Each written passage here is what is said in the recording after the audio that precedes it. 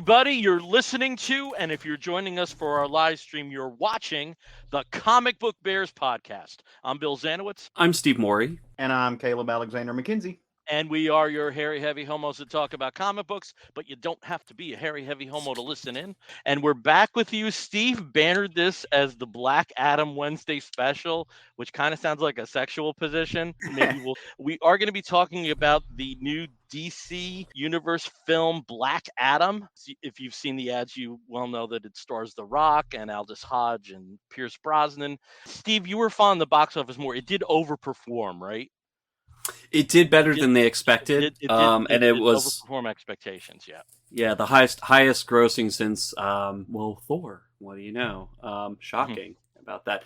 Oh, and we are joined already today. We've got David Toby here. Hi. What a pleasant NCBD surprise! Yes. Comic Book Day surprise. Yeah, our rare Wednesdays.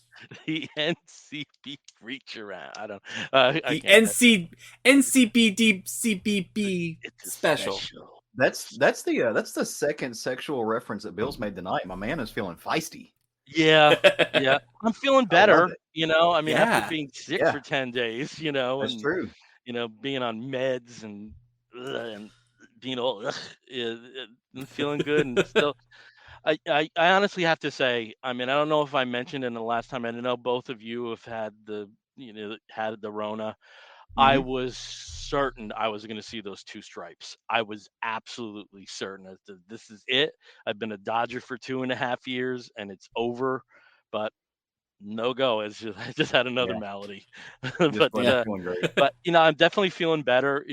The fatigue just left. I would say like yesterday was Tuesday, and I actually had insomnia instead of fatigue, instead of being out last night. So for once, your body was like, "You've slept enough for the past week. Forget it. You're not sleeping again for another week." This is also the first time I was sick since the pandemic started. Yeah, and it's awful, man. When you go so long without being sick, it's like, man, being sick sucks. Yeah. Like if you when you're actually like feeling good for 2+ so years. Long, and one of the byproducts of that was I wasn't able to see Black Adam during its first week, but was able to see it last night. And nice. I am very much looking forward to talking about it. Excellent. We do have a couple things. I know we have very few geekettes. Shockingly, I actually have a couple geekettes this time. All right. Yeah. And we do have a couple pieces of news that are comic related to comic book properties. Mm-hmm. One is sad news, kind of expected given what's been happening, and one is really good news, which is great considering what's been happening. So, and it's kind of fresh and breaking. Yeah, absolutely, very fresh, very breaking. I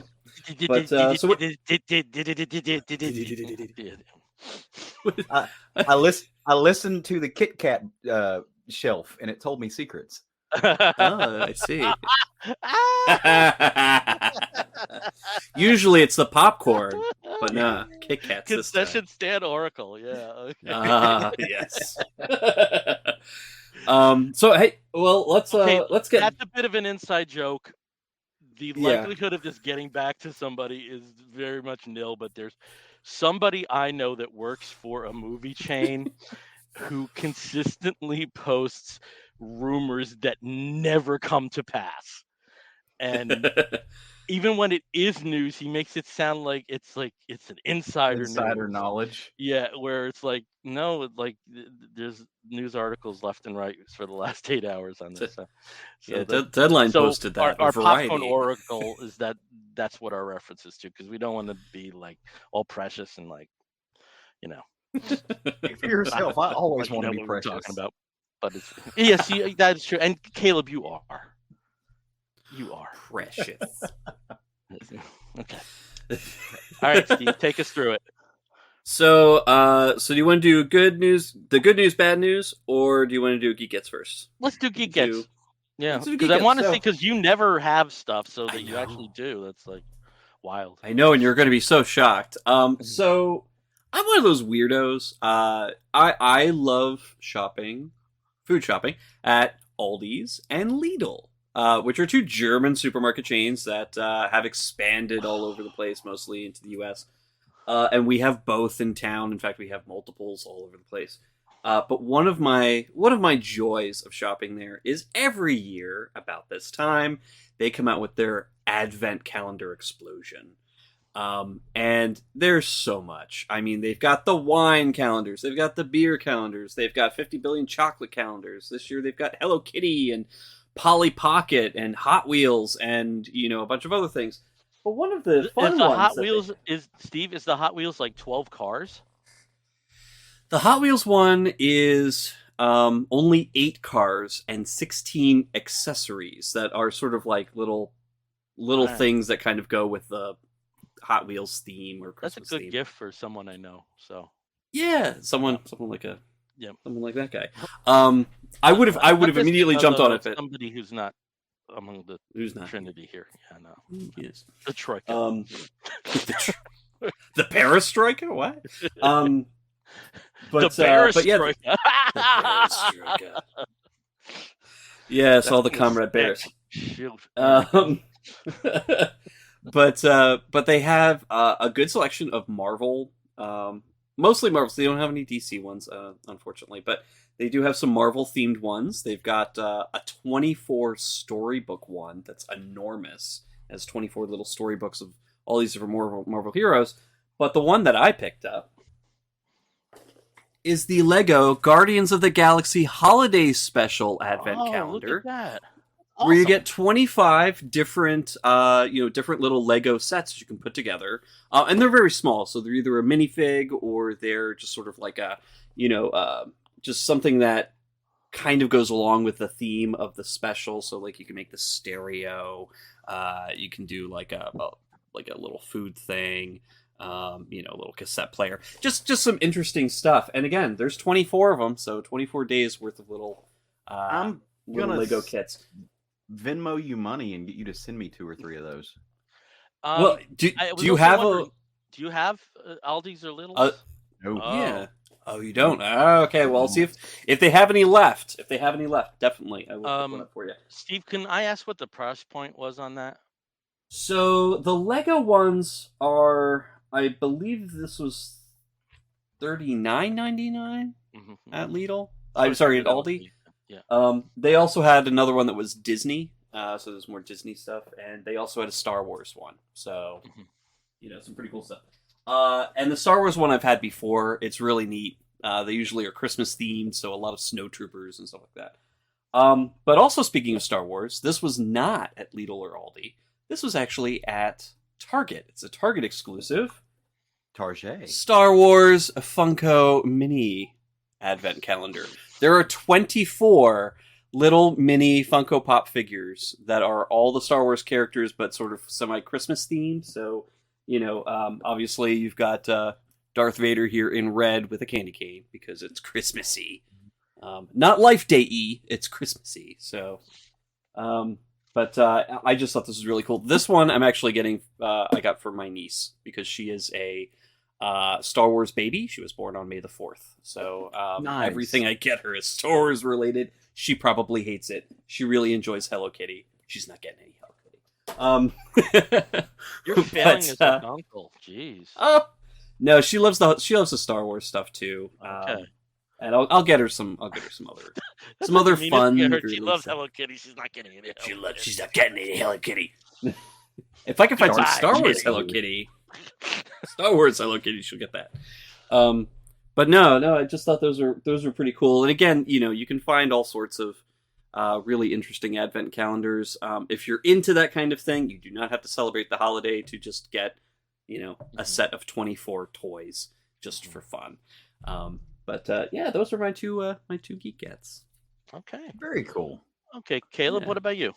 All right, so I've got 2 things. One of them is I'll have to show you. The other one I have live in person. But since last we met, I had the privilege and honor of going and visiting my brand new nephew. My sister gave birth to a beautiful, healthy baby boy. And so, like Steve, the husband and I swung by Target to go pick up a few baby gifts, things that she needed. But while I was there, out of the corner of my little eye, I looked over and I saw a little plushy Hulk. That is, Oh, I I don't know if love you can that. see. It is about 4 times the size of my nephew. So he will grow with it. Right now, it's like the Hulk is life size in his world. I choose to believe that. Like I said, not the world's. I should have put it on my computer so I could have shared the screen. But so my nephew has his first Hulk, as it should be. So I'm super excited. And those about pictures, that. those pictures are adorable. By the way, Oh, I love those. They're so cute. Like he's him, freaking yeah. It's like don't want kids by any measure, but like I like to go visit the nephew and the nieces, and they're fun when they're that age. But while we were at Target, it's close enough to December. This was pre-Halloween too, but it's close enough that Target was already putting out their holiday stuff, kind of like Steve. He got his. So I'm walking by and I see let me back up. Roger loves nutcrackers. We have a lot of little nutcrackers that we put out for Christmas, and I see this guy just hanging out at Target. Just that nutcracker is so gay. So I picked it's 2022, so it's a nice little addition to our holiday themed thing. So I got a little Pride nutcracker. So that's going to be a fixture in our home for a little bit. So, but that's my geek gets. Not a big week. Super slammed at work. Didn't get a chance to go do much. So yeah, and again, it's only been 6 days since we last. Yes. It's been a week. So usually, last time was a month. But for this we've week, got Tony Gilkinson. Hello from Minnesota, Tony. Tony is house sitting in Minnesota. Oh wow! So that is. I love Minnesota. I love being there. It's cold. I only got one geek get, which are like they're two of the same items, but we're talking about the holidays, and we're as Caleb mentioned, we're transitioning out of Halloween, transitioning into Christmas. So some of the Halloween stuff is dirt cheap now, and like I just couldn't pass up. I got these flashing pumpkins, and they're glitter. Nice. And they were really cheap. I'm trying to cheat them out, and I'm failing spatially here. Let me that way. There we go. So if you can see them all flashing, and they were glittery and gay, and they'll be out on display next year. That's about my only geek get, but happy I got them. Speaking of Halloween, how was everyone's Halloween? We were pretty good with the kids. They took about 4/5 of our candy. Okay. We had good. We had about 4/5 of the can. We had about 1/5 of the candy that we got left. Very cool. That's cool. Yeah. Steve, how was your Halloween? Well, we never get kids coming back to our house because our house is really far set back, and we don't have any sidewalks in our entire neighborhood, so it's all basically kids in pickup trucks being driven around from house to house, and only the houses where all the lights are on and they're right at the road. So we never get anybody.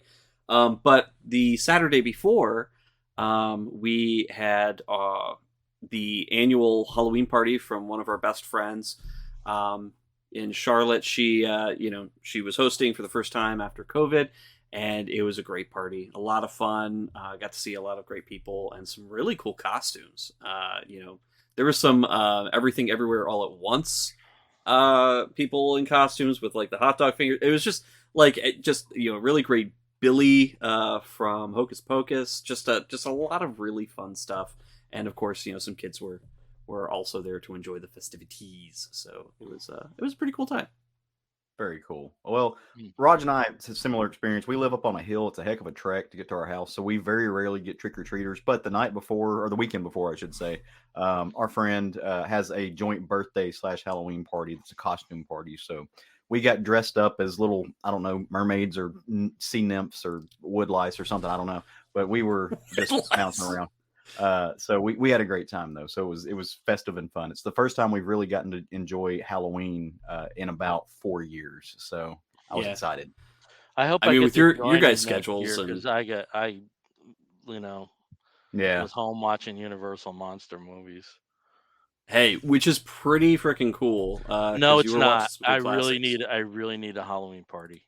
I really, and you guys know, like the big holiday for us is New Year's Eve. every year, our friends throw a huge party, but nothing for Halloween in ages. And next year I want to go to a Halloween party. Yeah. I think We just got joined also from Benji Games 2 over on the Twitch, who's also just out of Charlotte. So cool. Okay. Thank you for Hello, Benji regional Games 2. people. Awesome. Regional people.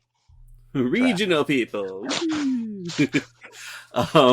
We get that in sync. But, Regional people. Regional people. But yeah, no, thanks for joining.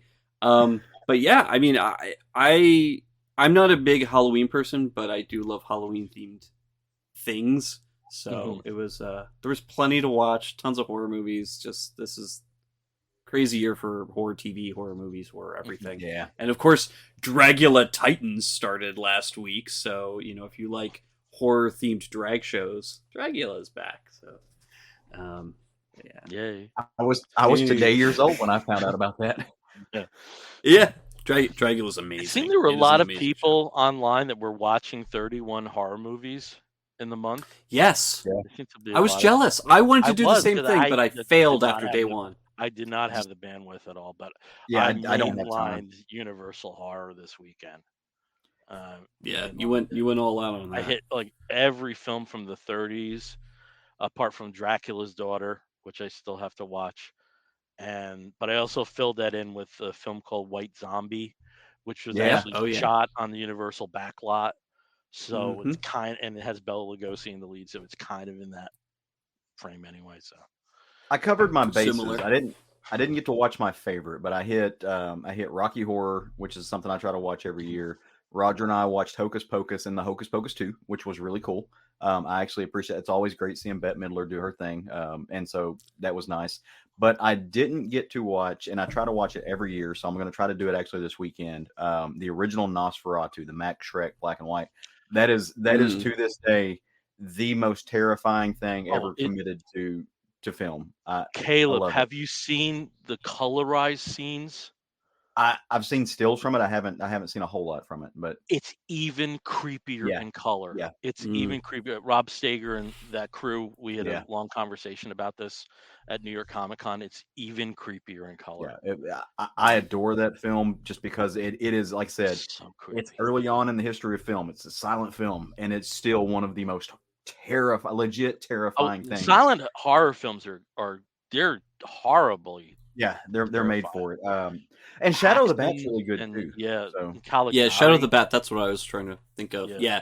Any of the because there were the two. Is it the two Caligaris, and then there was also Mabuza, Dr. Mabuza. Dr. Mabuza. Like any of the any of the German expressionist ones really were just great. Up, yeah. But even with the there's also Universal a film with ones Conrad too. Veidt called Waxworks, which is not technically a horror film, but it's creepy as fuck. Should be. Yeah. My horror films, probably my favorite, just because I was just the right age. I was 11 when it came out. Was the first Halloween. That's in a stratosphere for me. The movie that terrifies me the most, and it's not that it's like exceptionally gory. It's just there's a tone to it.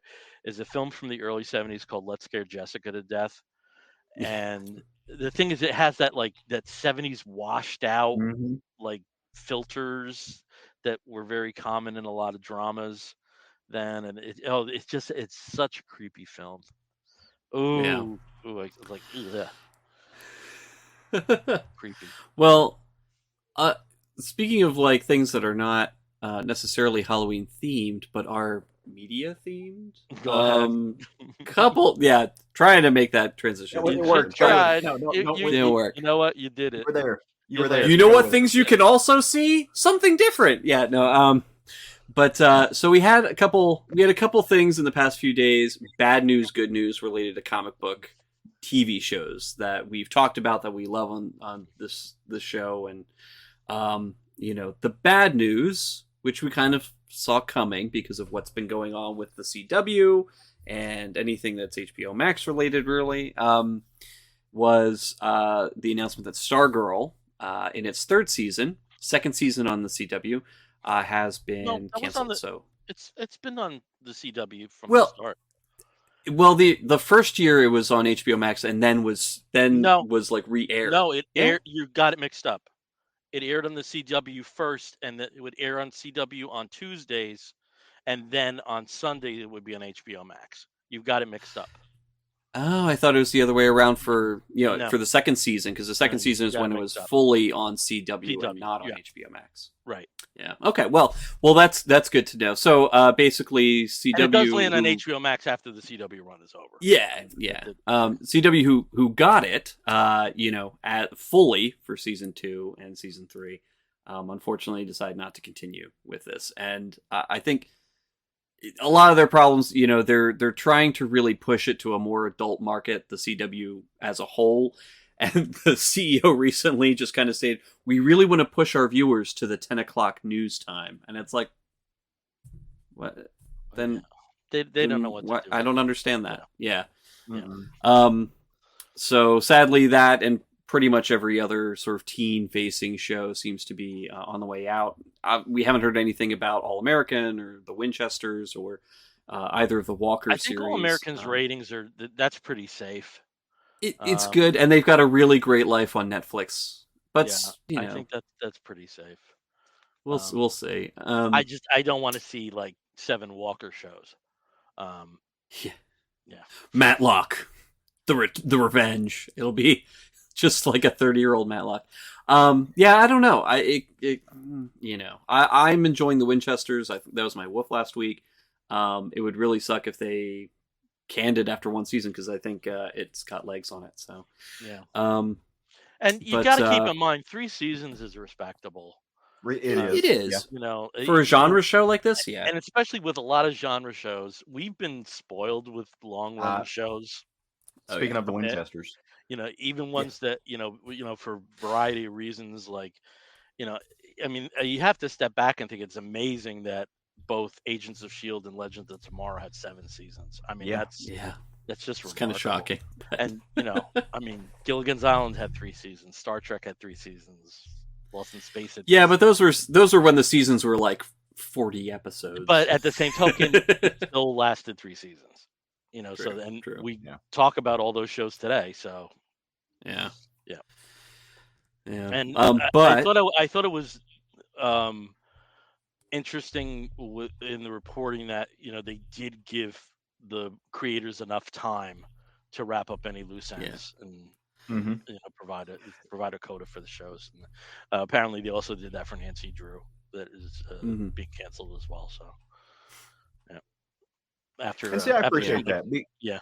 That is an acknowledgement that we live in the days of streaming. We live in the days of collected editions, where these things are going to be available and they're going to last far longer than they ever did before. So I appreciate that. We're not going to continue to make new stuff, but we're going to give the writers an opportunity to put a bow on everything. So this is a complete package for the fans of it. They can go back and watch this and not be left unfulfilled. I mean, how many times have we had shows that just disappeared without an ending, and like you love them, but there's no closure there. So why go back and watch it? But now we live in an age where we do that. And we're also in a time where over doesn't necessarily mean over because of fan forever. You look at Lucifer, you look at Manifest. These are shows that were dead that came back to life, and because of fan interaction and because of numbers when they do move onto a new platform. So we are in a very different time than in the past. So and that's and that is happier news. Literally minutes before we got on the air tonight, I saw a post and I checked around and made sure it was true. But Sandman got verified, check marked. It's going. Season 2 of Sandman is happening. That's the extent of what I know. But yeah. So this just hit to this afternoon. Like I said, I saw it right before we got on the show. Literally walking up here, and took me a minute to regain my composure. Even my husband was like, "Oh, was that not a thing? Did they not know that already?" I'm like, "No, that was it was up in the air." And he was like, "Well, what would I would have done? Like who do I need to talk to about that?" But we are getting Sandman season 2. I am ecstatic. Cannot wait to see where they go with it. I loved season 1. I thought season 1 was fantastic. It is one of my favorite first seasons of any show ever. So I'm giddy. I think what's next up for the storylines? I mean, we've already covered Preludes and Nocturnes. We've covered Doll's House, and a few of the stories. The additional stories from Dream Country. Do you think we're going to go straight into Season of Mists? I think they're going to go as close to sequence as possible. Yeah, good. Yeah, I definitely think that, and I would love to see them complete the story, which they could do in 4 seasons. Yeah. Which they could do in 4 seasons. So I'm curious to see how they handle Wanda. And I think it'll be great, especially considering Neil Gaiman is heavily involved. But I am wondering how they're going to handle that, especially with the concept of dead naming being so like prevalent and relevant to today's culture. I'm very interested to see how that gets handled, and I hope we get that, because I think that is going to be an incredibly emotive story. Yeah, I'm interested to see how they handle when they do crossover into DC. Yeah, which we would have coming up with Element Woman and with Prez. I'd be very interested to see how they handle that. That Prez one shot. I think good.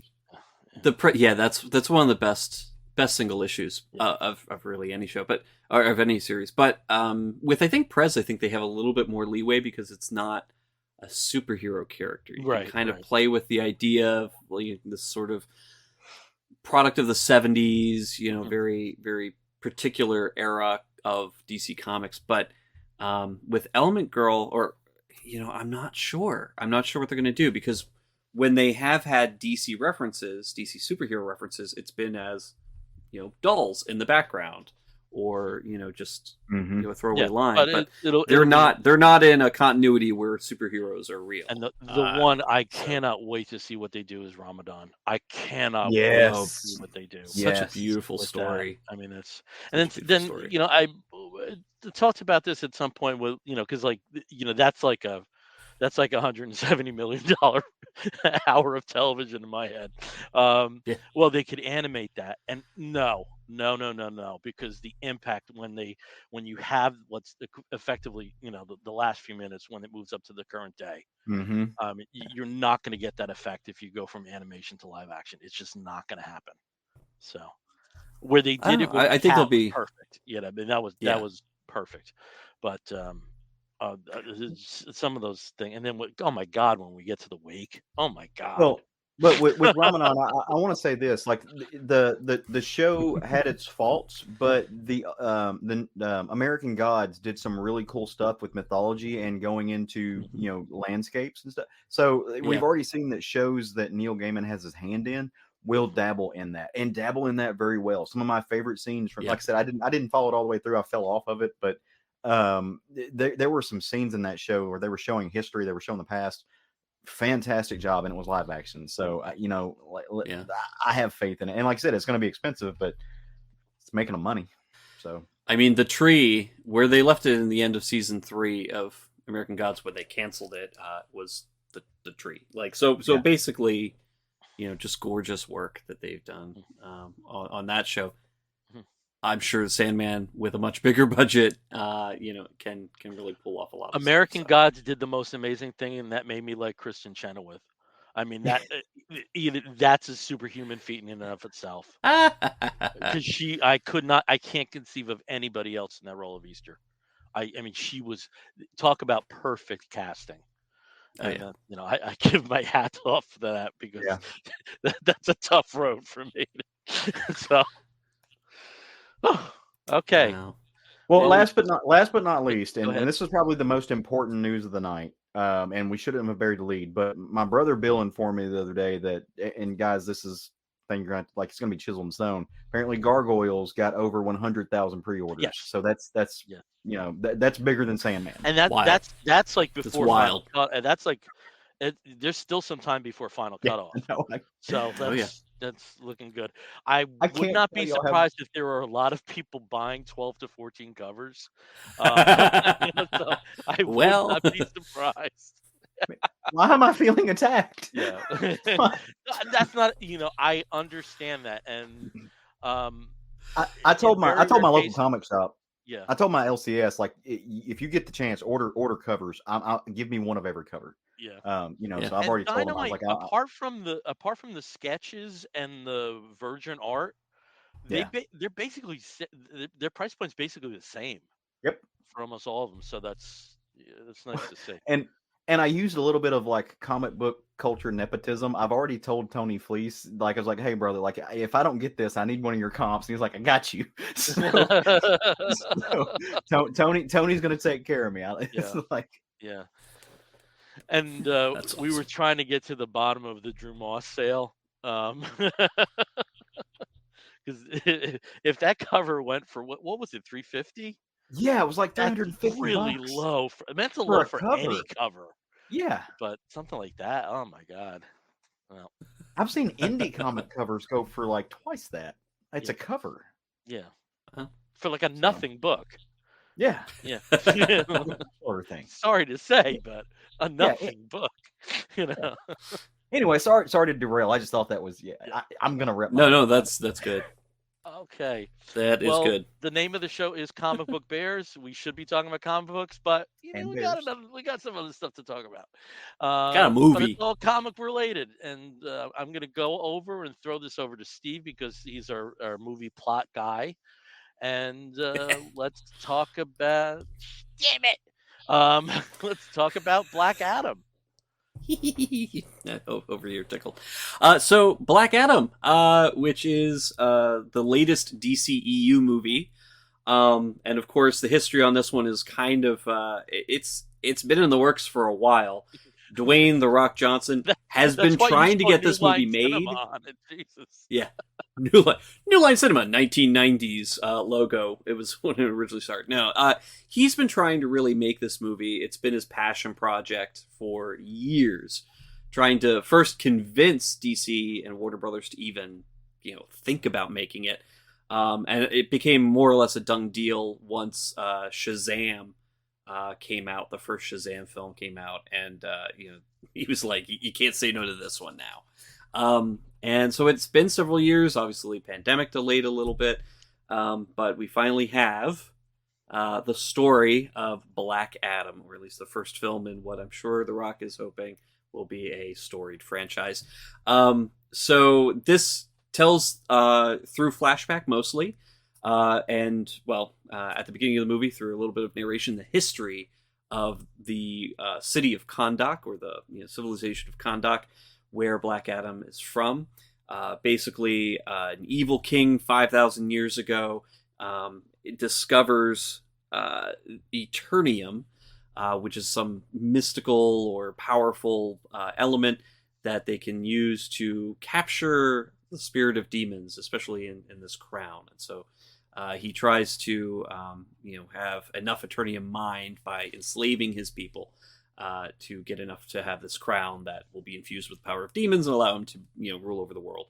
And he is opposed by Black Adam, who fights and destroys him. And we get that basic legend out of the way before we are whisked away to present day-ish Kahndaq, which is now under the control of Intergang, which if you're a big Superman fan, Intergang has been in Superman books for decades now, and has been in Justice League books. That is basically the biggest criminal organization out there. Has been ruling this city, also mining Eternium. Funny enough, we're introduced to a young boy and his mother, who are kind of rebellious, kind of anti the Intergang, like most people. And his mother, of course, is trying to find the crown itself to keep it out of the hands of Intergang. She discovers this with the help of her brother and a friend. Is able to discover the crown, and also in doing so discovers the resting place of Black Adam himself. They're ambushed and attacked, and she speaks the magic word, Shazam, and Black Adam rises up and takes out pretty much everybody in very messy ways. Black Adam is not a hero. He is a very big anti-hero, and he proves it again and again by slaughtering all of the enemies that he comes across in very gross and in very messy ways. For a PG-13 movie, there's a lot of blood in this. But he of course is befriended, or the boy tries to befriend him to kind of make him realize that he is a little bit more of a hero than he thinks he is. Amanda Waller sends out Justice Society to kind of contain him because she knows how dangerous he could be. And of course, there's lots of battles. There's of course the evil crown has to make a comeback because we need an evil supervillain here. Justice Society is not bad guy. Black Adam is not the bad guy. We definitely need a big bad to end the movie. But it's an exciting film. There's a lot of fun stuff, a lot of beat 'em ups, some funny moments, some funny dialogue here. Basically, The Rock looking and acting like The Rock. His costume is painted on anyway. But it's a lot of fun. And before I talk about how I thought about it, what about Mr. William T. Zanowitz Esquire? I absolutely loved it. It was a popcorn film through and through.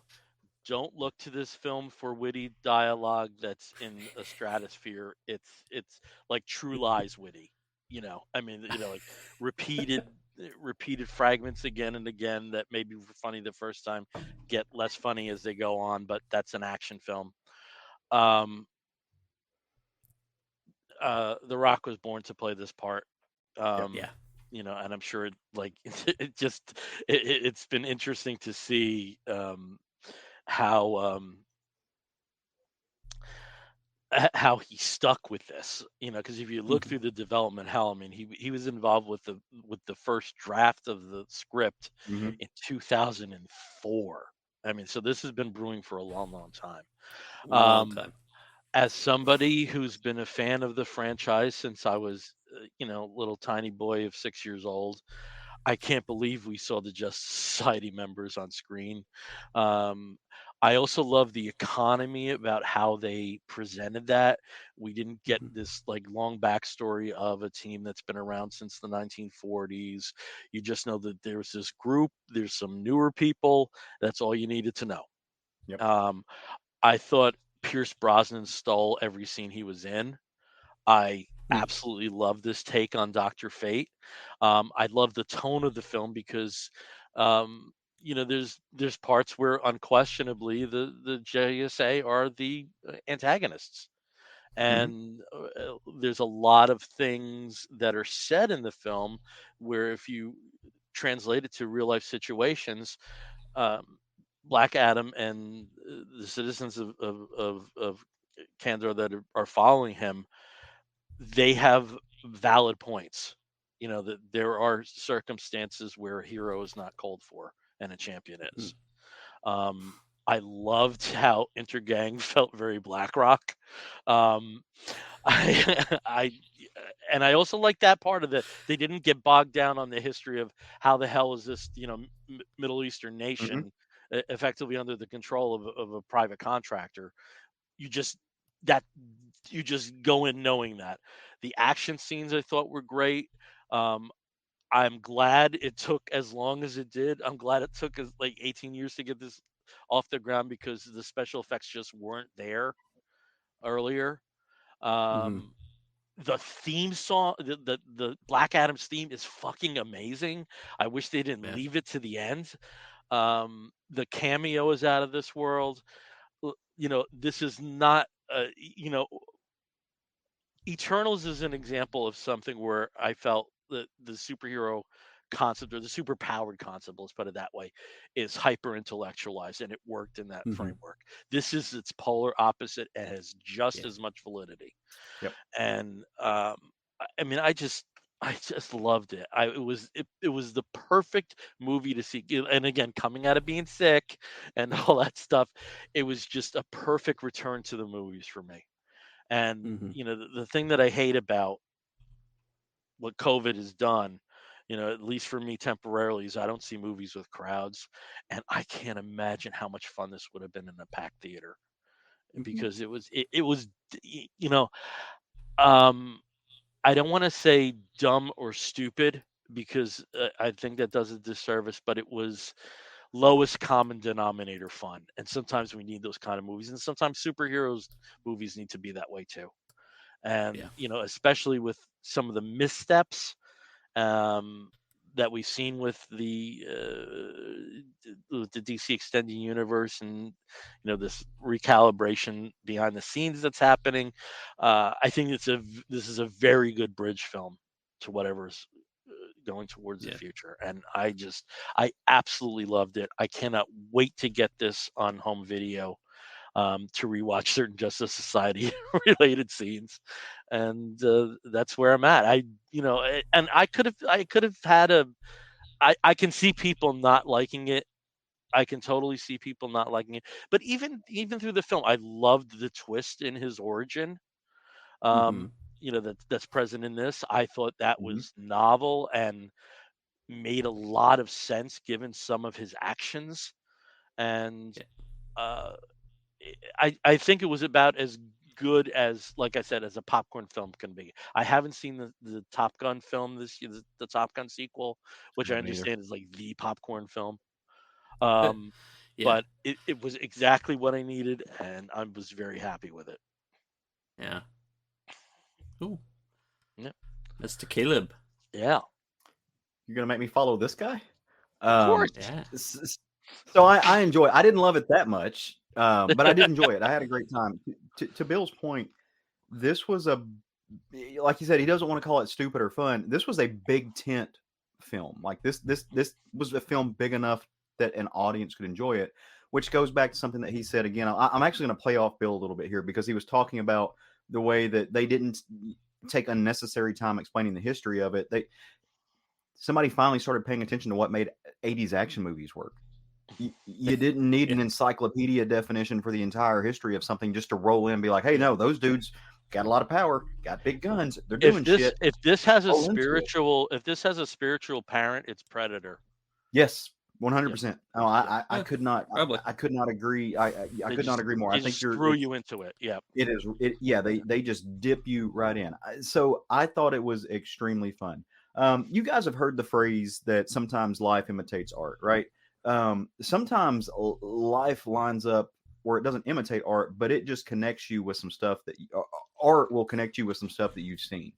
So the week before I watched this film, I was in Portland for we talked about this for like a lawyers convention. While I was there, there was a gathering, a protest there of Iranian American citizens protesting the current Iranian regime. Um, so I actually took like an hour out of my life as I was walking around the city, just stand there and soak it all in. Listening to some of the people, what they were saying, talking about the way that that they wanted a free Iran, and then I go in and I watch this movie and I see the mother and the son, and I see the way that they are talking about their country, how they loved their country, how they appreciate their culture, how they want it to be better, and how they are taking activist motion as citizens of Kahndaq to make this change in a way that is against their own interest while they are there. And I just could not help but think about these Iranian American citizens, which made me think about the people that I worked with when I did the military, the job that I did where we essentially trained National Guard soldiers. And I worked with a lot of foreign nationals. So I'm sitting here thinking about all of these sacrifices that these people have made and all of like their inner angst, inner turmoil about how they want their own country to thrive, but they have to fight their own country to get there. So I was watching that, and it just put me into this mindset, and I appreciate it. I know Bill just said, this is not a movie that you need to overthink it. I'm an analytical person, so I can't help but to just my brain. Wonder Woman 84 is a good example. Like I wrote a damn thesis about what Wonder Woman 84 did and why it was actually really cool that no one but me and like one other person agreed with. But it's just I can't help but overthink things. And this did that in a right way. Now, of course, the flip side of that is I worry in our current climate about these types of films where dictatorial actions are praised, right? So I look at this and I say, okay, we're taking a strongman figure who that is what Black Adam is, and we are propping him up and we are setting him over the charge of the country, and we're saying, hey, this dude is not into democracy, but he's going to solve the problem. So I worry about our current culture and our current atmosphere here in the United States about what this pop culture element means for the world, right? For the world that we live in, and for the audience, which this is for a very American audience, right? So I worry about those things. So I can't help but be hyper analytical about what this means for the world that we live in. That being said, I had a blast seeing one of my favorite DC characters, which is Hawkman, on the screen. I take a little umbrage with the fact that he got his ass kicked every 5 minutes. That was a little like, but it was great seeing him. It was great seeing a good version of him. Like that, like Bill said, the effects were wonderful. I absolutely adored watching him in action. I loved the fact that he was a black man, and that he was just doing the thing. That was freaking amazing. Um, I, I had so much fun watching Roger again, and a lot of this is through the lens of the fact that I'm married to somebody who hasn't read any of these books, who doesn't know these characters, and I like to while I'm watching the film, I like to watch him experience the film and just see these things click. And of course, we have the question and answer session afterwards where I get to explain these characters, and that's fun for me. I appreciate that we live in a world now where celebrities, to the extent that the power that they have, get latched onto these projects and take them on as passion projects, be it Ryan Reynolds or Keanu Reeves or The Rock, Dwayne Johnson, where they take these comic things, they say, no, we're doing this, and then they do it like that. That to me is, I just really appreciate that. I think it's incredibly cool that we live in a world where the people that are idolized, the people who everybody looks up to. Everybody loves The Rock. Like, it doesn't matter if you're the nerdiest nerd or like the dude at the gym who's like 350 pounds of pure muscle that's slamming protein.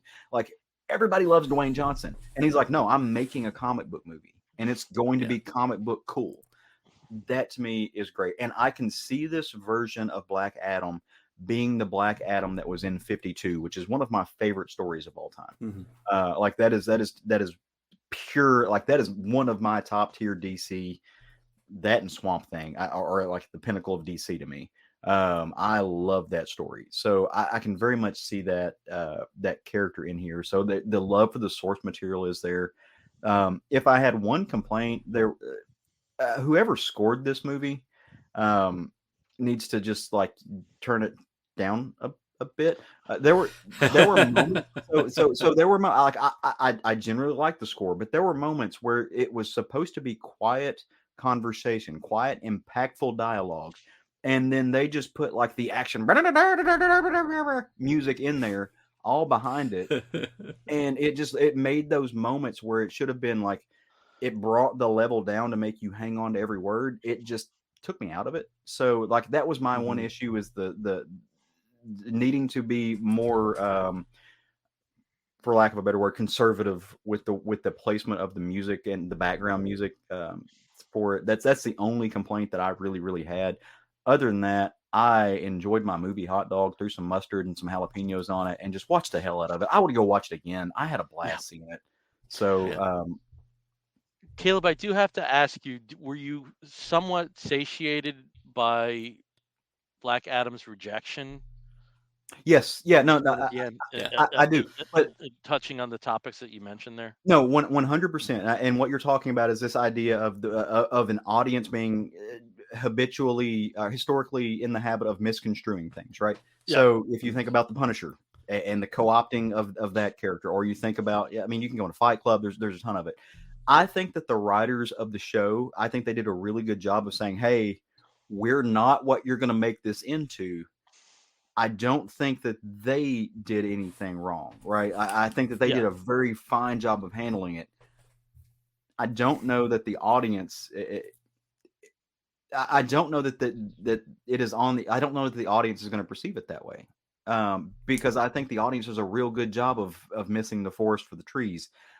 I think that they can see a character like this and they can make him into what they want to make him into and bastardize the entire thing. And they haven't done that yet. I want to be like, I haven't seen that, but I'm also not in those circles, so who knows? Yeah. But I worry about those things because it's not the fault of the writers that people misinterpret. It's not the fault of artists that people misinterpret art. Yeah. It's the fault of the audience for not being intellectually savvy enough to understand the nuance of what's happening before them. Um, Yeah. but again, we know stupid people are alive. Yeah, So and I also am somewhat comforted because I just can't see them um, embracing a character that is so far away from Christianity in that sense. It just maybe and you know, however you interpret a person of color, it just seems like there's enough there to say that you know, it's just not going to happen. maybe, There's but not going to be any co-op. Yeah, we've seen the but then willingness again, there's to. Nazis who love Kanye now, so fuck, I don't know. I was going to say we've seen the most diehard people who are throwing themselves over pillars to vote for Herschel Walker in Georgia. So with like the ability to the cognitive dissonance is a real thing. So people who hate trans people love Caitlyn Jenner. So you know it's a real. So again, that's what I'm saying. Like I'm not faulting the movie for the way that it's interpreted or misinterpreted. I think they did a fine job with it. We live in a world where murderers like to slap Punisher logos on their stuff to defend the deaths of people of color. Yeah. So, I worry about those things, but I'm also intellectually insane. So, my brain goes spinning in weird places. So, Steve, from a critical standpoint, is there anything else you want to bring up about the film, about what you thought of it? That's fine. No, that's good. No, I really did enjoy it, and I do appreciate that they didn't try to shoehorn in extremely confusing concepts. Yeah. Oh, I love what they did with nth metal. This is all nth metal. Yes, Oh wow, the whole thing. Oh, cool. Oh, it was perfect. That was perfect. Yeah, just little lines here and there. Hawkman saying, "Well, I'm not afraid of dying." It's like, yeah, because he reincarnates and he's been reincarnated across time and space. We don't need to see that right now. But we don't need to know that right now. We don't need to know that Doctor Strange. I mean, he does say like I'm over 100 years old. Dr. Fate. But you don't need to know Dr. Fate. Sorry. Oh my God. Dr. Fate. But they don't go into the fact that his helmet is basically the soul of a Lord of Order who also happens to be reincarnated sort of, Egyptian sorcerer and, all sorts of things. None of that. None of that is brought in. It's just like he's a guy with a lot of super magic powers. I was disappointed that they toned down the Ankh, symbolism because every Dr. Fate book, it's just Ankh this, Ankh that, so many giant Ankhs all over in your face. They really didn't have a lot of that. There were some when he was, capturing people with giant crystallized Ankhs, but then they would just turn the blah. Yeah. And I'm wondering if that was just to make sure that nobody gets the wrong idea there, that they're misusing a potential symbol. So, yeah. But and Hawkman's history as well. Like I think they did a really good job there. Now I did think they did have some missed opportunities here to have more for Cyclone and Atom Smasher to do.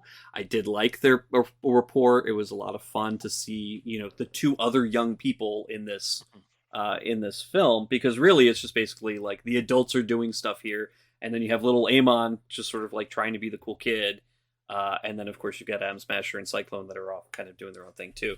I thought the action was great. It was a ton of fun. Special effects were really fun. The cameos were it was fan service.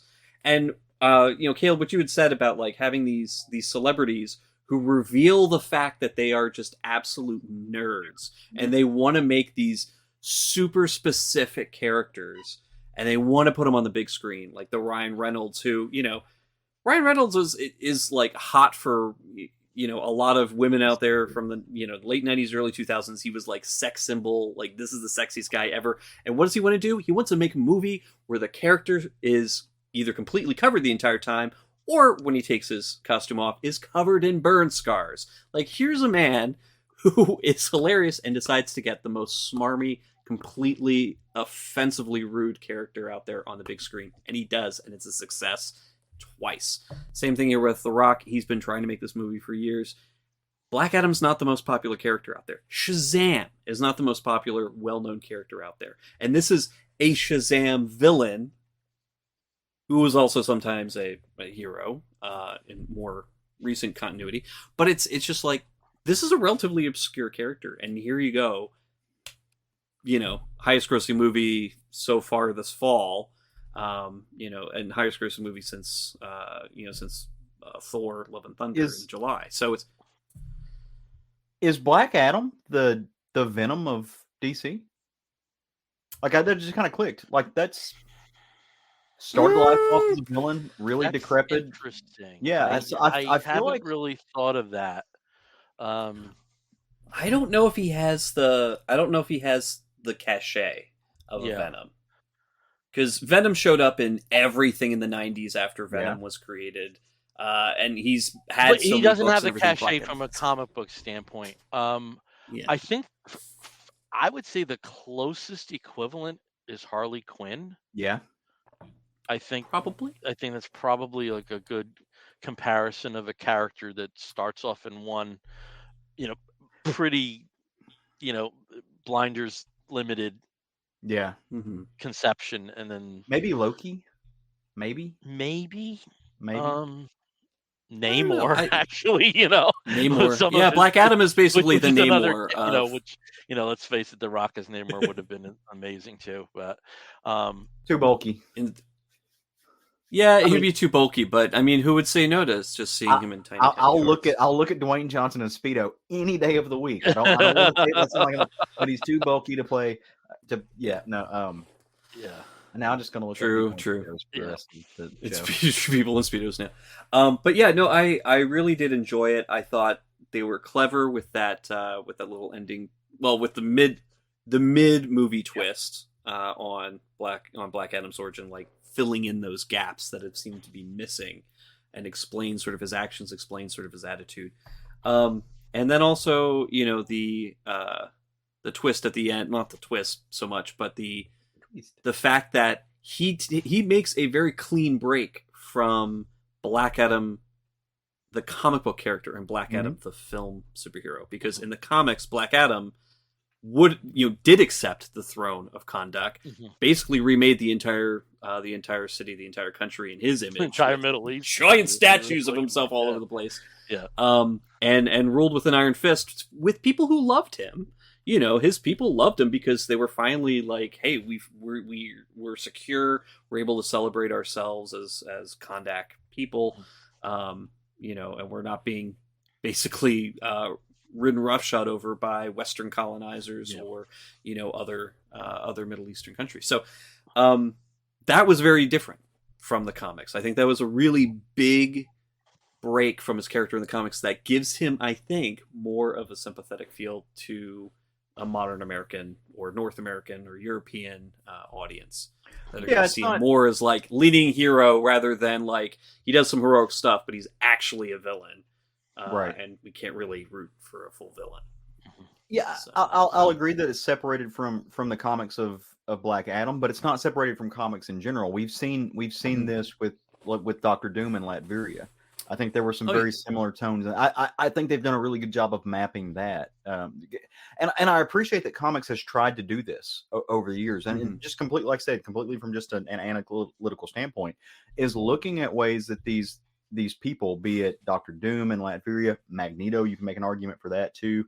There's a couple other ones that run nations, legit nations, that aren't steeped in Western capitalism, but are still valid and are not bad, right? And of course, Doom is still a villain. Doom does bad things, but when they do it in the sake of sovereignty and protection of their nature, can you really argue that it's bad when the citizenry are appreciative of it, right? So I appreciate the expansion of the way that we look at these things. Well, I think I want to say Latveria kind of is the opposite of that, because most Latverians, when they're depicted, tend to be very scared of Doom and are constantly being tortured and or kidnapped and or whatever. Sometimes it depends on who's writing it and what they're wanting to look at. I mean, sometimes big factor in that. And a lot of times they're also being hypnotized under drugs, so it's kind of hard to like. I think that I do think the way Black Adam and Kahndaq are depicted is that it's more of a liberation for him. Right. So he's kind of like a Gaddafi figure to Libya,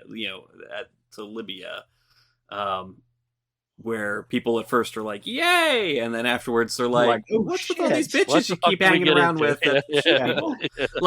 Yeah. What's going on here, and why am I I still like this. poor? Like, it just, I Why don't am like I this as in much. this weird contraption? This is such an odd thing. But With my yeah, hand. I do have to mention there were some really rocking cameos in this. Obviously we've got Amanda Waller with Suicide Squad, but we also had from Peacemaker, to the Peacemaker series from earlier this year. We had I'm trying to see if I can find the actress's name. I Did believe it's did Jennifer she did Holland. she and James Gunn marry yet? Jennifer Holland is the actress's name. Yeah, Jennifer Holland. I don't know. Yeah. Could be. Okay. But Um, yeah, but in from terms of Peacemaker, timeline, this must be pre Peacemaker, because probably. the developments with Waller. Um, there's a mid credits appearance, which is Yep. what movies are made for, and Yeah. Yeah. Which is and good. Yeah, that all this I mid can credit say experience, which all I can say is Uncle Al. Hey, yeah. oh, Well, and love what's that. funny is that when Child of I the saw it, '70s, because I could not love that. Yeah, when I saw it on the Thursday night opener, it had not yet been spoiled for me, so it yeah. was an absolute shock for myself and for my husband. So we were super super happy about that. Um, and it's exciting. It's really exciting that here's a you know here's a character, here's an actor that we love in that character. Not have been in the best movies, but has been just absolutely loved as Mhm. this character and is coming back. So, um, if you don't know who that is, then I'm not going to spoil that for you. Just go and read every spoiler online or go see the movie, Yeah, so you can see that. yeah. But I do love how this film and another film that we've talked about that came out a few months ago, the Super Pets film, do tie in together Yes. very nicely, and I do enjoy that they share some common DNA, Yeah. especially at the end. So I did love Black Adam. It did feel to me like a very, I would say, pre MCU giant connected universe explosive superhero action film where it was just fun. Like, I know it's connected. I know there's so much Yeah. connection that's going on, but it gave me sort of and you had mentioned it too, like an 80s action blockbuster. It really has that sort of feel to it where you could watch this and love it and just that's it. Yep. You don't have to have been, you know, paying attention to every single movie that came before this in order to enjoy it and keep all that lore in place. But Okay, it's we're like going to fun. transition into talking about comic books. Steve, I know you usually Yeah. go first, but given what I'm going to be talking about, I think I should Yep. go first. Oh, So, absolutely. what I did was I got caught up on the Black Adam comic books that are out there right now. The main series right now, I think they're 5 issues in. I've only gotten 4. Is a 12-issue miniseries named Black Adam, and that is Mm-hmm. written by Christopher Priest. I'm gonna hold off on judgment because Christopher Priest as a writer tends to Gotta hold have the his hole. big punches later on Mm-hmm. in the fight. So um, there's some bits within this that are confusing, um, but you also feel like it really hasn't gotten the it's not at a period where there's enough traction for the story to really take off. Basically, in this storyline, Black Adam is quasi defeated. He passes his power on to a new dude, Tariq. You see him there as sort of like a white Adam, and though he's African American. Um, a lot of the action takes place within the United States, so there is a CIA officer who was assigned to Teth-Adam. You see ties into other magic characters, most notably Sargon the Sorcerer, who's another 40s character. So it'll be interesting to see where that goes. But I'm gonna hold off on judgment because I'm like I move between bored and confused. but I don't really think we're at a point in the story that you can make a judgment on it. So I'm going to hold off on that. If you did miss the first issue here of Black Adam, it was reprinted as Black Adam Special Edition #1, and this has a really cool rock photo cover. I absolutely love this cover, and same price point, $3.99. In celebration of this, and this was one of those things that was like a very surprise solicit, and DCBS, you got to do better. Um, with the promotion tying into the film, they have a facsimile reprint of the first appearance of Black Adam in Marvel Family #1. So not only was this the first appearance of Black Adam, and if you want to see what 1945 Black Adam looked like, there you go. Uh, it's also the first time that the Marvel family is effectively gathered together as a team. And this book lasted, I think, like somewhere around the 70, 80 issues into 1954. So you have the Marvel family there. You have Shazam, and what's also great is because it is a facsimile, they have the original ads in it. So this is a really nice $3.99 little comic to get. I hope Craig got that. Craig, my former co-host of the podcast, Yeah, Craig loves those facsimile editions. yeah. So I hope he So got his hands on that. and it's a lot of the facsimile editions are like kind of run like $7.99 Yeah. because they're usually the bigger 64 pages. This was $3.99. Interesting tidbit. This is the only appearance of Black Adam during the Golden Age. I think people have this conception that he was, on level of like of an Iback or a Captain Nazi or most notably Savannah or Mr. Mind, that was like a consistent Captain Marvel villain. This is his only appearance during the Golden Age. He didn't appear in a new story until 1977. Wow. So so you Wow, I basically didn't have realize there was that the big of a Yeah. of a gap. yeah, yeah, and Oof. it's a little strange because it just seems with the lore of Black Adam being the mirror version of Captain Marvel, you think that it would have been more. No, this was it. So nice little tidbit there, and just very very good job on the facsimile there. The series I liked the most, though, and this ties into what we were talking about the movie where we didn't have to get bogged down in histories, is there is a series of the Justice Society files, and it spotlights each member of the Justice Society in the film, and these are direct prequels to the film. They basically lead right into the film. There's also a backup story with Ariana and her brother, and what leads them to where they are at the beginning of the film. So you have that backstory. The one I highly recommend is the final issue, which is the Doctor Fate. Not for this, I mean, just for this astonishing cover. I mean, this is goddamn beautiful, but the story, instead of Dr. Fate taking on a big bad, it's kids who are messing with magic, and it's a perfect scenario to get to know the character. And with some of the actions of the kids, unfortunately, get into, he kind of gets in touch with parts of himself that he hadn't been together in the past. There's a few things that are filled in about the status of the Justice Society in the DC extended universe that you can gather from this story. But this is the one I would say to get, and just especially it's the film's continuity. It's a prequel.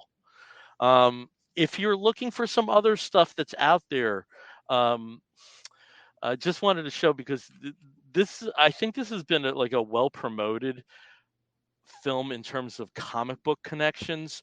Uh, McFarlane has a Black Adam exclusive comic. You can see it in the background there Yeah. of this Superman figure. I haven't opened this yet because I want to see, what the prices are. I have a much easier time opening a $10 figure than the $25 figure to get to the comic. But there's an exclusive. You can see it there, Black Adam comic. On this particular wave of the larger page punchers, and for the smaller page punchers, and they're still out there, you can find them easily. There's a reprint of Black Adam Endless Winter special #1. This was the variant cover, so you get the teeny tiny figure and you get a comic book with it. And because there are these tie-ins, it's also time to reissue some of the past Black Adam related trade paperbacks. So I knew it as JSA Black Rain. It's now JSA Black Adam Black Rain. So you have that as one of the releases. There was also a mini series a few years ago called the Black Adam: The Dark Age. So that's been collected. But Caleb, you had mentioned about 52, and this is Mhm. actually something. If it is an interest, if it is a very affordable price point, I think I'm going to pick up. You can see the ad for it there, because naturally they're going to put the Rock on the new Right. ones. Black Adam: Rise and Fall of an Empire, which excises all the Black Adam material from 52 Real okay. into one No, I'll single pick that up in a narrative. Yeah, heartbeat. that'd be interesting to see how that reads, from having 52 as a very particular type of reading experience. Phil, S- do you so remember who yeah, wrote? Do you remember who wrote the Black Adam Jeff part? Johns, Was that Jeff Johns? except there's one story, because they were like flipping. Yeah. Um, there's actually a sequence where Rucka wrote it. Okay. Um, I couldn't remember if Rucka did, if it was yeah, Johns or no, because I but know Rucka. Johns wrote it, but there's one sequence where they all like flipped the characters Yeah. that they were writing, because it wasn't so much in 52, because 52 had a very cohesive feel, and I think a lot of that was Mhm. Stephen Wacker as editor. When you get to some of the later jams, like Blackest Night, Yeah. you can tell who's writing. Yeah. It's kind of screams it. 52 was like much more seamless. You knew Wade was writing Elongated Man. You knew Rucka was Morrison was doing the writing question. I Dresden. Yeah. mean, yeah. But there actually was like a midpoint where they all flipped the characters for a couple pages It, that they wrote. Yeah. I did a reread like a year and a half ago, 2 years ago, and even doing the reread, I got lost. I was just like, who? I lost who's writing who. It really does. It muddled is not the right word because that's typically a negative connotation. But it blends Blended. well. Yep. Yeah, they Perfectly blended. played off each other very well, which is a Yep. feat in and of itself. Yeah. But it will be interesting kind of rereading it with just the one character's Yeah. experience there. So that'd be interesting. Yeah. Yeah. Yeah, I Okay. mean, my favorite Black Adam, of course, was the Justice Society that Jeff Johns was writing. That's where he you had became a Black Rain, character. That's where he became. Yeah, I mean, that's hence, where he was fleshed out. There was a lot more there. Obviously, and even that was one of my his, favorite Easter eggs when Black Adam and Atom Smasher have that moment, and yeah, they have in that the moment. storyline, Atom Smasher ends up with Black Adam when there is the schism. Yeah. Yeah. Yeah. So I and loved that little thing. Loved it. Loved there's that big sort of relationship that develops between them because of the gosh, I can never remember the name of the group. I keep wanting to call them just Cobra, but there's Cobra something. But the terrorism against Al's. Yeah. It is Cobra. Al's grandmother, I think, it's blown up. On a plane, like there's so much there, and Black Adam and Atom Smasher, they have that relationship that grows out of shared loss. Al's pain, from the loss and from understanding that, but also the idea of found family, like all this stuff is just really really important to fleshing out who Black Adam is. And of course, he gives power to another woman and her son, her brother, Isis, and who is Ariana Tamaz in the film? Who's supposed to be Ariana, and like her son is supposed to be basically her little brother from from the comics. But just pretty fantastic stuff. The way that Jeff Johns was writing that, and then of course Alex Ross does have, and I was trying to get it here so we could look at it, but some issues with my system. But beautiful cover with Black Adam on it. So. Speaking of Atom Smasher, we didn't talk about how yummy Noah Centineo is. I would have felt like a dirty old man. Sorry. No. Oh, I don't mind a bit. I'll ride him. Well, seeing as how movie. I would have been ride him in the next week. Yeah. I mean, seeing that him up and go right to the next film. Pierce Brosnan has aged very nicely. Yes, he has. Yes, he very has. Nice. I never was into him.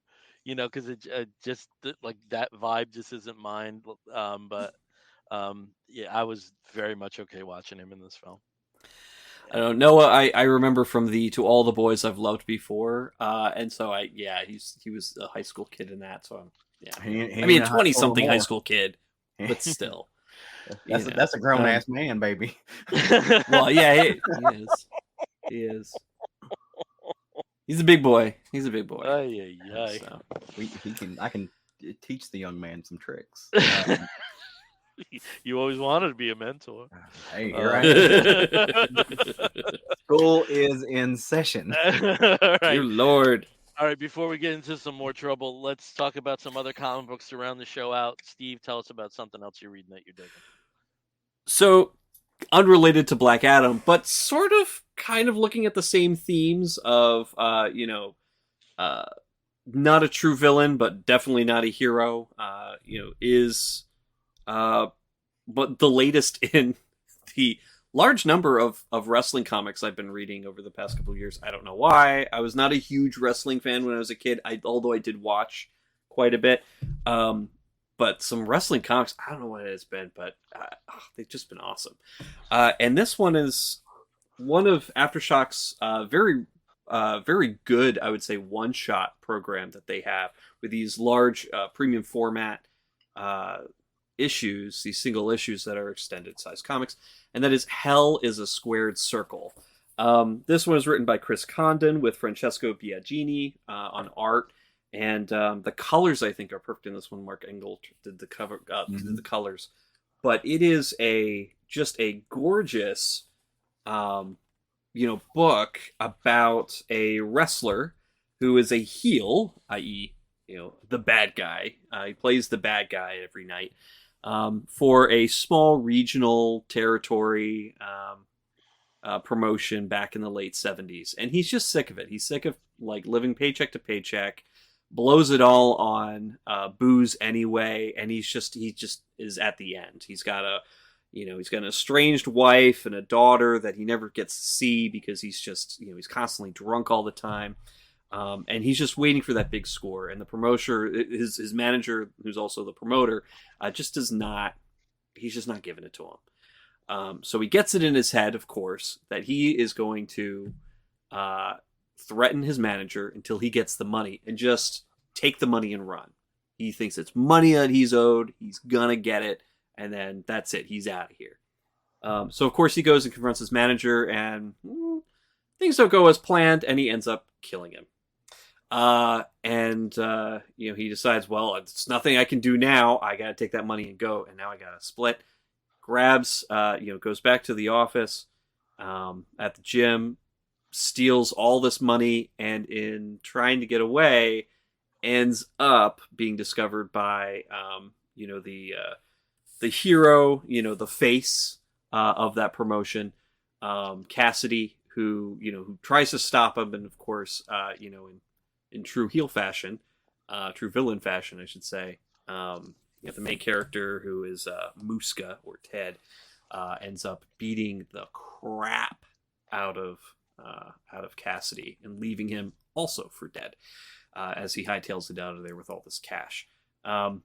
Over the next 10 years, it's kind of a blur. He spends it, he wastes it, he drinks it away, and now he's back to wrestling just to make ends meet and just to, survive day to day. But this time around, he's not so much the heel.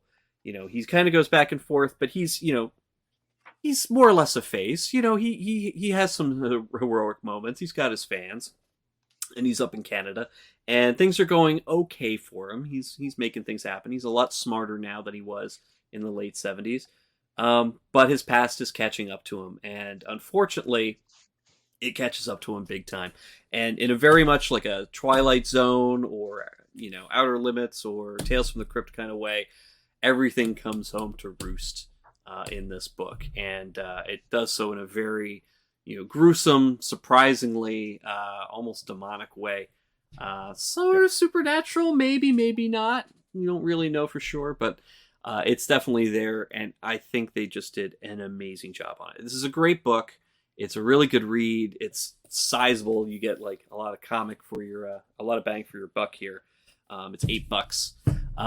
But Aftershock's been putting out some good ones, and if you are into wrestling comics, or if you're not into wrestling comics and you wonder why I'm talking about something like this, check it out. It's a good story. It's a great, great piece of art.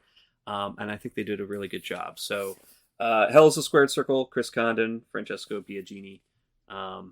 Pick it up. I have a question for you, Steve. Do you think Sure. your enjoyment of that was in any way enhanced by the Dwayne "The Rock" Johnson co-produced Tales of the Territories documentary series? Which I have been loving, by the way. Although, interestingly enough, there is an entire series of YouTube documentaries also called Tales of the Territories that have been around for years that also dive into very similar territory. Definitely not as slickly produced, though. But Tales of the Territories, love it. Dark Side of the Ring, I've been pushing that for years since it started coming out. If you like anything like that, read this. If you like the show Heels, read this. I think this is really cool. Love Heels. If you like the movie The Wrestler, The Wrestler, yes. Have you seen it? Yeah, no. So this borrows a lot. So I read this as well. And I want to say it borrows artfully. It's not cribbing. It really is. It is inspired by. There are a lot of things from Mickey Rourke's The Wrestler that are in this book that I think is real. That are really, really poignant. It did a really good job of it. Also, if you have read Garth Ennis and Goran Suzuko's A Walk Through Hell, this is basically the love child of A Walk Through Hell and The Wrestler blended into one thing, and it's really, really well done. So just co-sign. Yeah, and I think I just read, it came out earlier this year, and I'm trying to think who put it out. I want to say it was AWA put out the Macbeth pastiche. I think it was the Bloody Cage or the Bloody Ring, and basically it was, it was the same, like the story of Macbeth, but told through a regional wrestling promotion. That was insane. Now that was fully supernaturally inspired, very gory, very crazy, very well written too. So lots of good wrestling stuff. Read the wrestling really comics; is. they're great. Do a powerbomb. Absolutely. Is fantastic. Yeah. So, all right. So, well, I will pick up the torch here and run with it.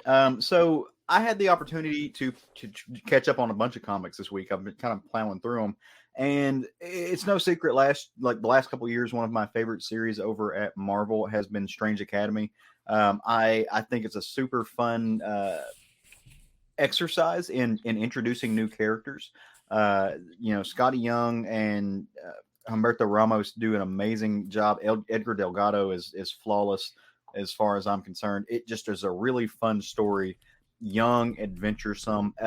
And the premise is that it takes all of these different magically inclined characters, young characters, Doyle Dormammu, the son of Dormammu.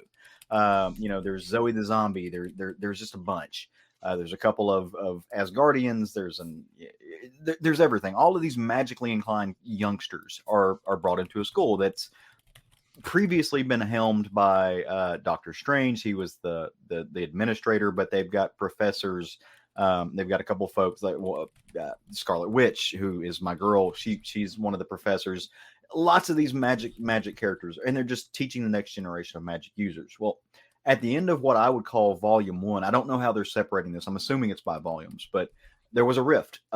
So there was an issue with a youngster who his magical powers did not actually come from himself. They came from a jacket, and the jacket was actually a demon. And he got into some trouble because of it and was kicked out of the school. He got expelled. And so half the students were like, this is bullshit, revolt. And then the other half were like, but he had a choice. So, so when this is the Strange Academy Finals #1, same creative team as the original series, it opens up. Half the students are hanging out in the dark dimension. That's where they kind of escaped to, which, why? That sounds like a terrible place to go. My Let's vacation in the negative zone. yeah, right. Like, What could go wrong? and I get what I like. These are adolescents, right? So they're like, oh, we can go here, and it's too dangerous. No one will follow us, and we're invincible. And it really is led by Emily Bright. She's like she's a magic user. She's kind of this main one, and she's really pissed off that they expelled this kid who really didn't. Calvin, it was his name. Sorry, by the way. Calvin was a kid. He meant well. He just he wanted to fit in somewhere. It's not his fault. His jacket was actually kind of a demon, right? So once he lost his jacket, when his jacket started to consume things and he lost control of it, the gang had to jump in and defeat it, right? So here he is, having had powers and now stripped to nothing, feeling misplaced, feeling out of sorts. So he looks around and finds himself a bad habit. He actually meets this villain-esque type figure. He's definitely a bad guy, but this dude named Gaslamp, who is basically a pusher. He turns him into a quote unquote drug dealer of sorts, and he sends Calvin out into the realm to basically peddle this product, and the product gives the taker powers for 24 hours. For just to kind of give you the scope of it. And so Calvin starts selling it. He's a street corner drug dealer. And that's what got him in trouble. So obviously he gets expelled for this, right? And in the midst of all this, Doctor Strange gets killed. Go see also Marvel. We'll just put in a little editor's note there, because Doctor Strange just finds a lot of time to die these days. It's just what he does. And so all of this has happened, and the Skrull revolt is going on. But again, the ringleader behind the revolt was Emily, and her boyfriend is Doyle Dormammu. And issue 1 of the finals does a really good job of catching you up on everything without feeling like it's necessarily a recap story. So it is recapping a bunch of old stuff to bring you in, but it's also moving you forward. So it lets you know everything they're going in, and it also lets you know on the strife that these groups are happening.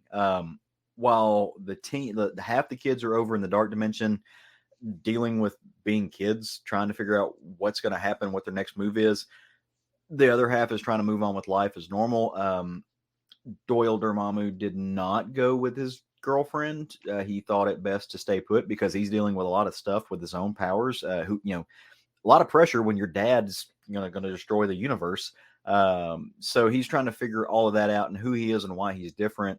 So he stayed. And meanwhile, they are being taught to expand and harness their magical abilities. Scarlet Witch is trying to teach them an exercise in magical perception that he kind of loses control of. She's just like, hey, just think about this and reshape the way you see the world in this moment for this spell.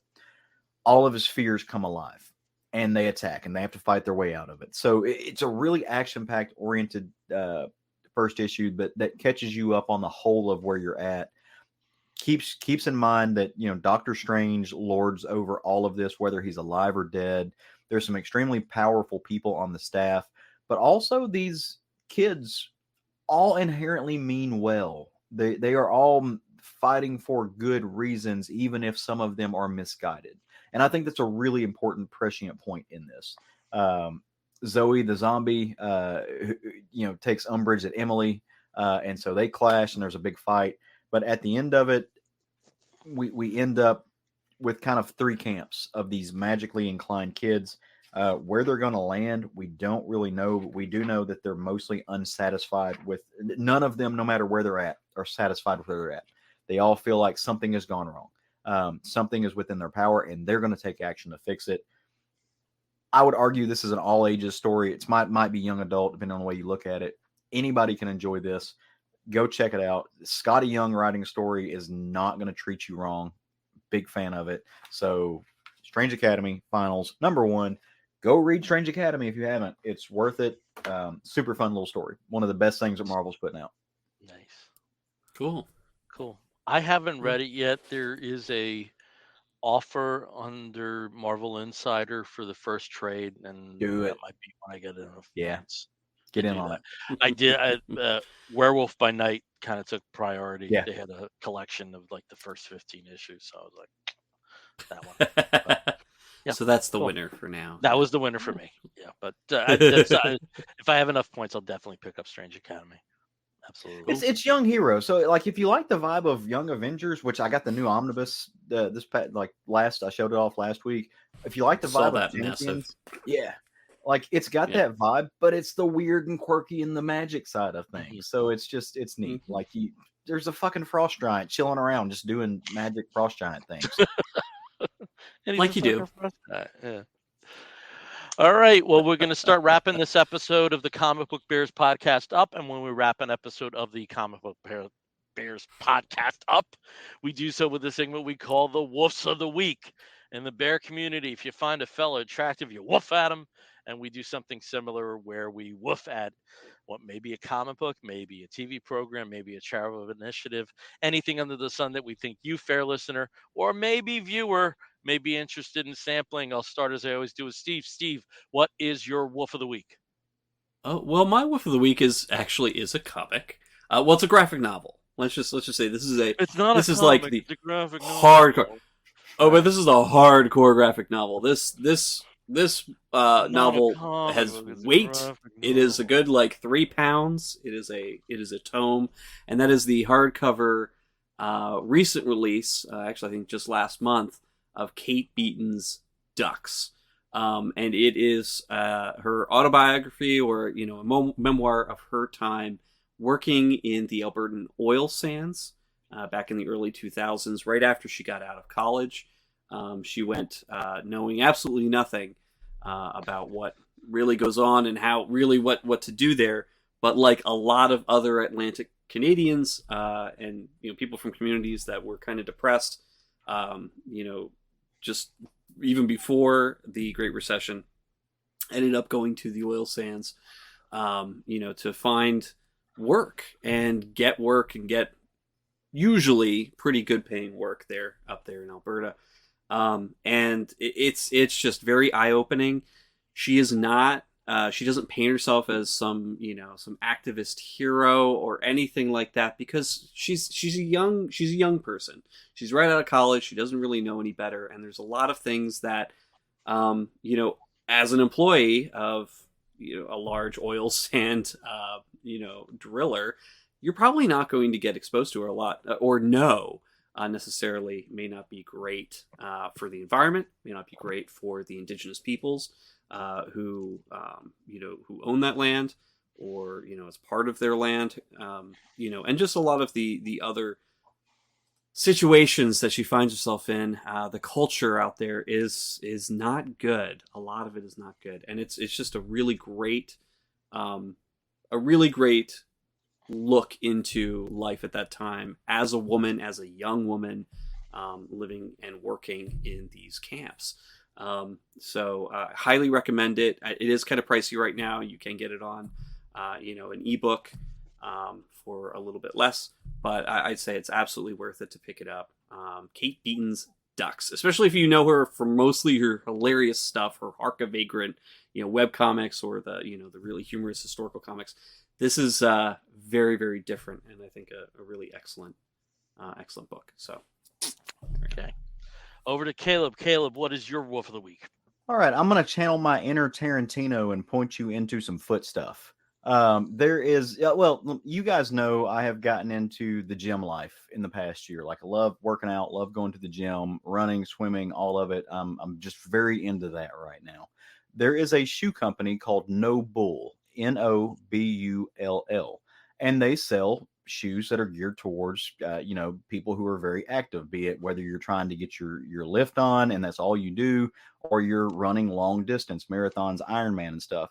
And so a buddy of mine turned me on to these, and so I went looking, and it turns out they have a shoe that is they are selling, and they have partnered with the Out Foundation to support its mission to remove the barriers that block LGBTQ individuals' access and participation in fitness, health, and wellness. 100% of the net proceeds, up to $250,000 from the collection, is going to be donated to the Out Foundation for the sale of their Pride collection shoes. I personally don't have mine yet. I have ordered them. I got the Pride mesh runners. They're black and gold. So super excited to get them in. They're made for people who are living the gym life. And the ones that I ordered in particular, they're kind of in the middle of what they offer. So they are great for running, but you can also wear them when you're doing lifting, so squats and stuff like that. So they're kind of a great all-purpose shoe. But I thought it was really cool that I didn't know anything about this company, and then when I saw a buddy that I know from the gym, just a guy that I see in there all the time, wearing this pair of really cool shoes. His were like these flat-soled high tops that had rose gold roses laced into them. Very, just very noticeable. I said, "Hey, man, I like those. What's the deal?" And he said, "Oh, these are Nobles. Go check them out." So I go to their website, and they've partnered with an LGBTQ organization to support LGBTQ folks. So I went ahead and ordered a pair. Can't wait to get them in, and can't wait to see how they feel. So that's my Wolf of the Week. No Bull shoes. All right, cool. For my Wolf of the Week, if you know me personally to some degree, you know that every day I post a single from my 45 collection Mm-hmm. as I'm getting it in order. My favorite single of all time was the 1972 single "I Can See Clearly Now" by Johnny Nash. There's cover versions by Jimmy Cliff and Hothouse Flowers. So there's a couple of notable cover versions, but there's nothing like the original. And since I was a little kid, this has been my favorite song of all time. And especially as we're going into the holiday period, and I tend to get very depressed. It's tends to be a song I return to very often. I could not find my original copy, which was a reissue. It wasn't one of the original um, 72 pressings, but I did find a 72 pressing to make up for it. So I have this. Can you guys hear me? Mm-hmm. Okay, I had a weird ding bing. So this is an original from Epic in '72. I can see clearly now. Backed with how good it is. Johnny Nash was also one of the first. Uh, I don't want to say Western artists, but American artists that kind of played with reggae a bit. So there's some reggae, or probably at that point in time what was known as blue beat feel to it. And with lyrics like "Look all around, there's nothing but blue skies. Look straight ahead, there's nothing but blue skies." It's a song that I can't not feel better after listening to. So it's held a very special place in my heart for a long time. I know everybody has a favorite song, whether they are in touch with what it is yet or at some point when you think of it, And I'm glad I've had that identification for decades at this point. And yeah, I got the real thing there. I got an initial release on that. So that's my Wolf of the Week.